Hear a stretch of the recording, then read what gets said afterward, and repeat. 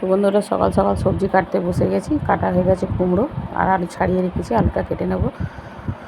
আর আদা ছাড়িয়ে রেখেছি, আদা টমেটো কেটে রেখেছি, মশলাটা করে নেব। শুভ সকাল বন্ধুরা, আমার নতুন একটা ব্লগে তোমাদের অনেক অনেক স্বাগত, অনেক অনেক ভালোবাসা। আশা করি সবাই খুব ভালো আছো, খুব সুস্থ আছো। তো আমিও ভালো আছি। তো আমার ভাত হয়ে গেছে, ভাতটা আগে বসিয়ে দিয়েছিলাম, ভাতটা হয়ে গেছে। দেখো ভাতটা আমার হয়ে গেছে, ভাতটা করে নিয়েছি। ভাতটা করে নিয়ে তারপরে চলো রান্নাঘরের দিকে যাই। রান্নাঘরে কী কী জোগাড় করেছি তোমাদেরকে দেখাই। দেখো কুমড়ো ভাজা করব। কুমড়ো ভাজা দাদাভাই খুব ভালোবাসে, কিন্তু ভাজাভুজি খাওয়া বারণ বলে ভাজাভুজি করি না।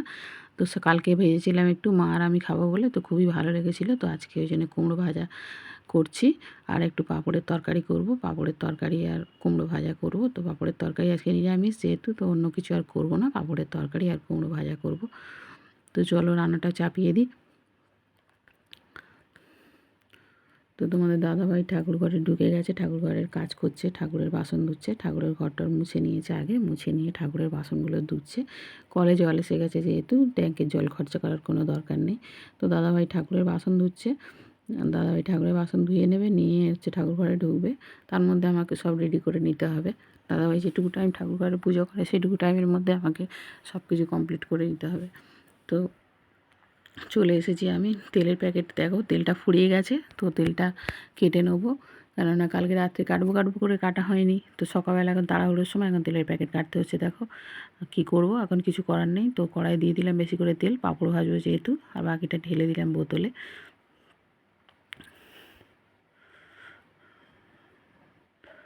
তো তেলটা ঢালা হয়ে গেছে আমার, এবার তেলটা ঝরতে দিয়ে দেবো, কারণ প্যাকেটে অনেকটা তেল থাকে, ওরকম ঝরতে দিয়ে দিলে পুরো তেলটা ঝরে গেল প্যাকেটে। তো আগে আমি পাঁপড়গুলো ভেজে নেব। তো পাঁপড়গুলো ভেজে ভাজ করে নিয়েছি, নিয়ে পাঁপড়গুলো ভেজে নেব। পাঁপড়গুলো ভেজে নিয়ে তারপরে হচ্ছে সব পাঁপড়গুলোই আমি ভেজে নিচ্ছি।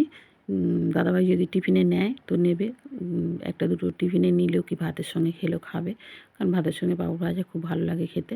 তো পাঁপড়গুলো আমার ভাজা হয়ে গেছে। এবার কুমড়োগুলো ভাজবো, কুমড়োগুলো একটু নুন মাখিয়ে নেবো, নুন মাখাইনি আগে, জল ছেড়ে দেবে বলে। যেহেতু একটুতেই সিদ্ধ হয়ে যাচ্ছে, খুবই ভালো কুমড়ো, ওই জন্য আমি আগে নুন মাখাইনি, এখন নুন মাখিয়ে নেব। তো নুনটা মাখিয়ে নিয়েছি,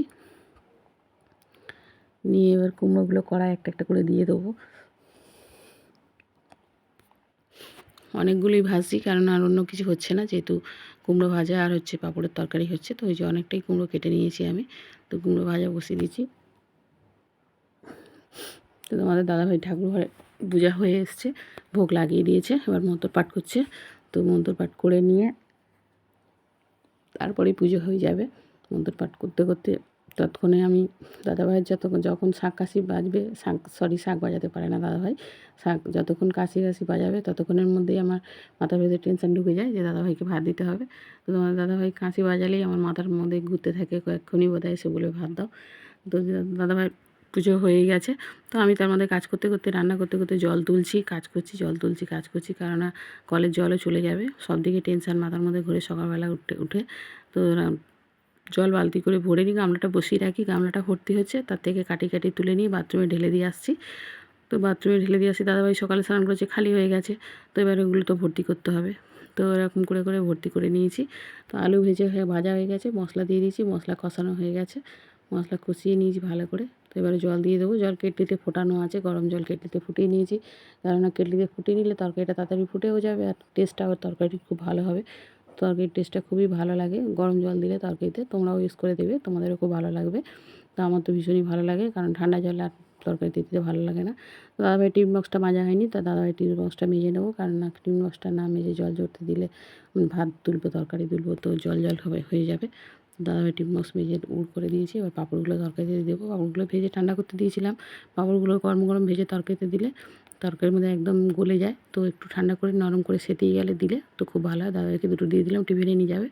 দাদাভাই নিয়ে নিয়েছে টিফিনে নিয়ে যাওয়ার জন্য, দুটো পাঁপড় দিয়ে দিয়েছে দাদাভাইকে, বাকিটা তরকারিতে দিয়ে দিলাম। তরকারিটা 10 মিনিট ফুটলেই আমার তরকারিটা হয়ে যাবে কমপ্লিট।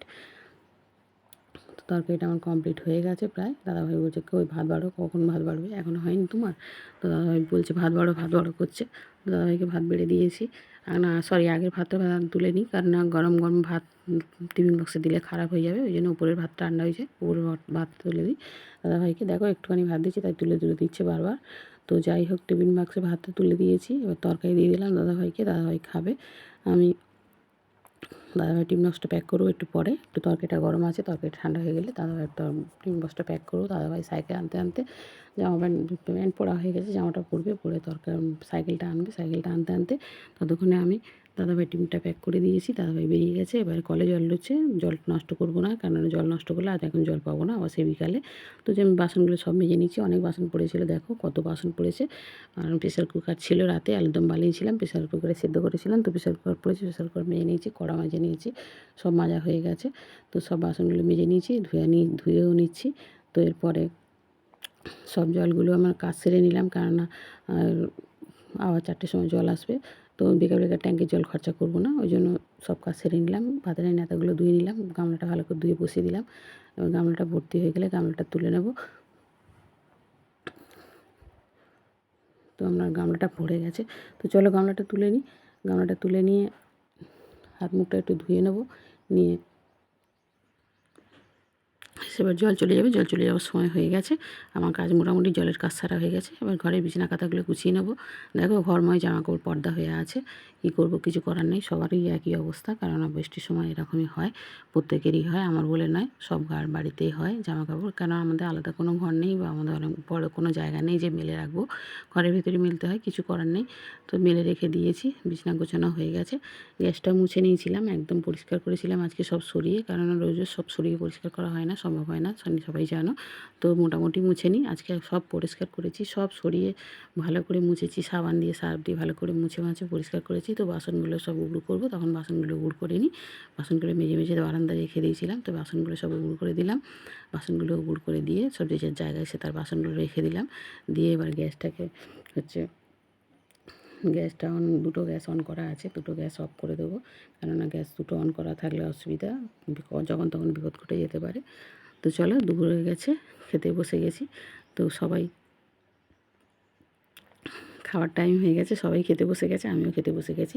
তো যাই হোক, আজকে কী কী রান্না হয়েছে তোমাদেরকে দেখাচ্ছি বলতে কি, সবই তোমাদের সঙ্গে শেয়ার করেছি। তো আবার বলছি, আবারও দেখাচ্ছি, মাকে ভাত দিয়ে এসেছি আগে, মাকে আগে স্নানের আগেই ভাত দিয়ে এসেছি, কেননা মা বয়স্ক মানুষ বসে থাকবে, তো ওই জন্য মাকে ভাতটা আগে দিয়ে এসেছি, এবার আমি খেতে বসবো। তো চলো দেখো কী কী রান্না হয়েছে, তোমাদেরকে দেখাই। তো এই যে পাঁপড়ের তরকারি তোমাদেরকে দেখিয়েছি, আবারও দেখাচ্ছি, পাঁপড়ের তরকারি, কুমড়ো ভাজা আর ভাত, যেহেতু বৃহস্পতিবার আজ নিরামিষ, অন্য কিছু হয়নি। তো চলো খাবারটা খেয়ে নিই। তো সবাই ভালো থাকবে, সুস্থ থাকবে, আবার দেখা হবে পরের ব্লগে। তো যদি ভিডিওটা ভালো লেগে থাকে, লাইক কমেন্ট শেয়ার করবে, টাটা।